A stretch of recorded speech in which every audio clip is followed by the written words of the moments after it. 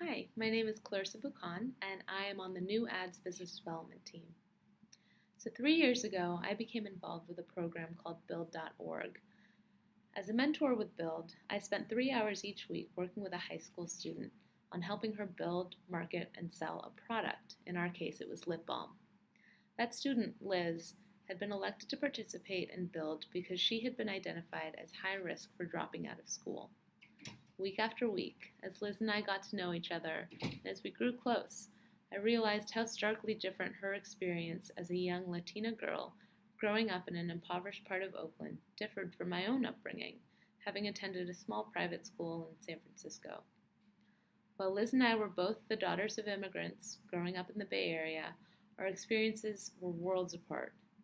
Our interactions opened my eyes to my own privileges and made me realize that there are many different traits, not just gender or location, but race, socioeconomic class, education, citizenship status, and so much more that truly make up how we personally experience the world.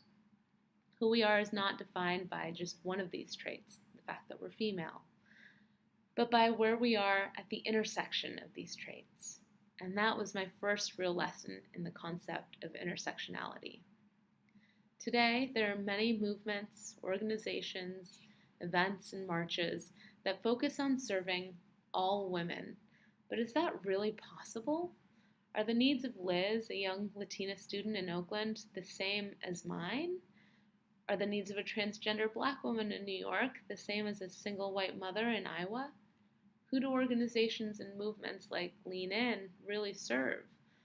I would argue that most of these resources, perhaps even unbeknownst to them, are working to make things better for a very specific group of women, and that tends to be middle-class white women. And therein lies the real opportunity to press for progress. The most meaningful way that I have pressed for progress recently is as serving as editor-in-chief for Women of Silicon Valley, a 20% diversity and inclusion project that was started by Leo Collegato, an engineer here at Google. Women of Silicon Valley is an interview and photo series which features the story of a different role model each week. We believe that you can't be it if you can't see it, so we seek to highlight the stories, struggles, and accomplishments of intersectional women and genderqueer people working in technology. By bringing these stories to light, our goal is to provide role models for all women in the technology industry: black, white, brown, cis, trans, executives, interns, gay, straight, the list goes on and on. Our theory is that the best way to progress the feminist movements of today and our industry as a whole is to educate each other and ourselves on the unique experiences of those who are different from us. Over the past year and a half, my work on Women of Silicon Valley has centered around seeking out these unique stories to share on our platform. I've edited and published over 40 interviews and put together 5 compilation series of mini interviews that dive deeper into the experiences of specific intersections of women, such as mothers, student interns, black women, and Native American people.